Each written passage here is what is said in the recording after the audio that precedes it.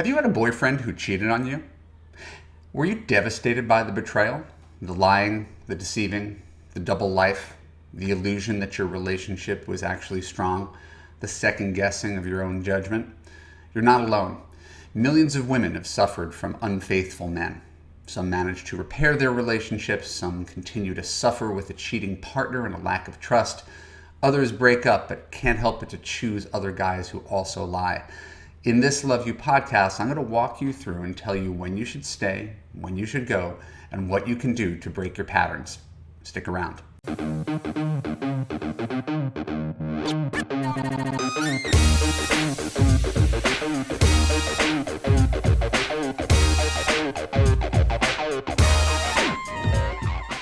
I'm Marc, Katz, dating coach for smart, strong, successful women and your personal trainer for love. Welcome to the Love You podcast. Keep listening to learn how to get over cheating and betrayal. When we're done, I'll let you know how you could apply to Love You to create a passionate relationship that makes you feel safe, heard, and understood. So the first step when you're trying to face your future after learning about his infidelity is to assess something that's really important. Because again, I think it's really easy to say and to overgeneralize. Once a cheater, always a cheater. The second a guy cheats, he should be out the door. And as a heuristic, as a basic rule of thumb, it's a solid one. So don't get me wrong. There's no real backpedaling in trying to promote giving guys an unnecessary chance. I try to just look at everything through two lenses. If I discovered that my wife was cheating on me, I don't know that I would immediately leave. I don't know that I would think, oh my God, that's it. You betrayed me once, you're out the door. In my experience, we have too much built in this to immediately come to that conclusion. It may be the conclusion I draw, but I try to always look at things through a slightly different lens, and so I would encourage you to do the same. So the first lens I want you to look through is the question, was this a lapse in judgment or is this a character flaw? All right, well, lapse in judgment, he got drunk at his 20th high school reunion and kissed someone. That's the lapse in judgment.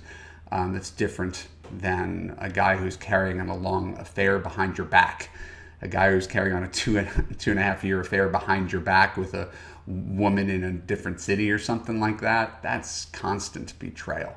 With the guy who made a mistake, though, this guy who screwed up, it's possible, presuming he is contrite and repentant and takes ownership, maybe he confessed his infidelity to you versus you discovering it.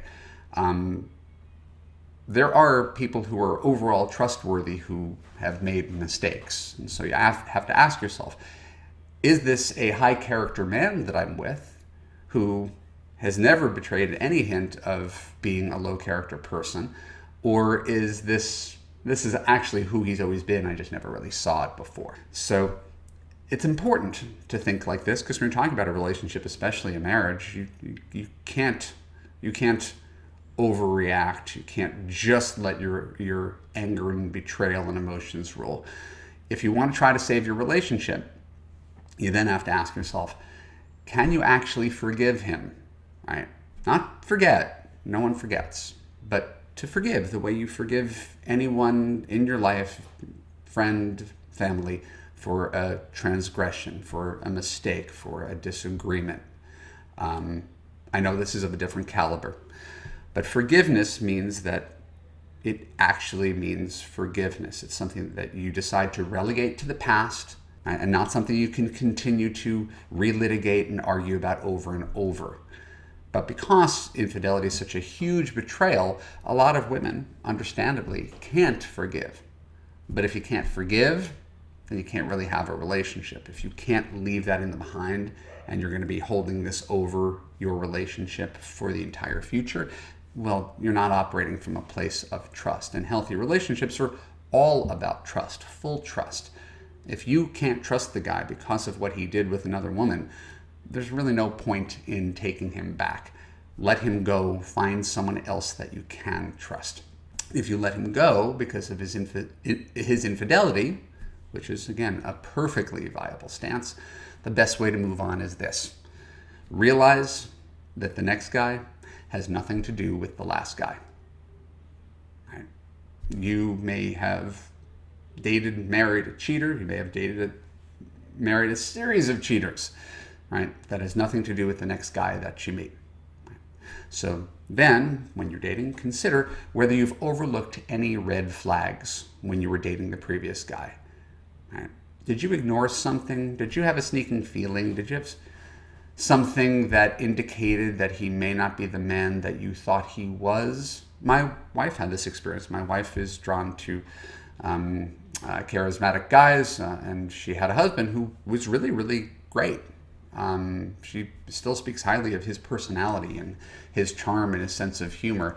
But in retrospect, she remembers he was the kind of guy who would tell stories at parties that weren't entirely true. She would stand there as the wife and sort of smile and nod, but her husband was a fabulous. He would make some things up. Now, again, that doesn't mean because he exaggerates things at parties that he's necessarily going to be a cheater.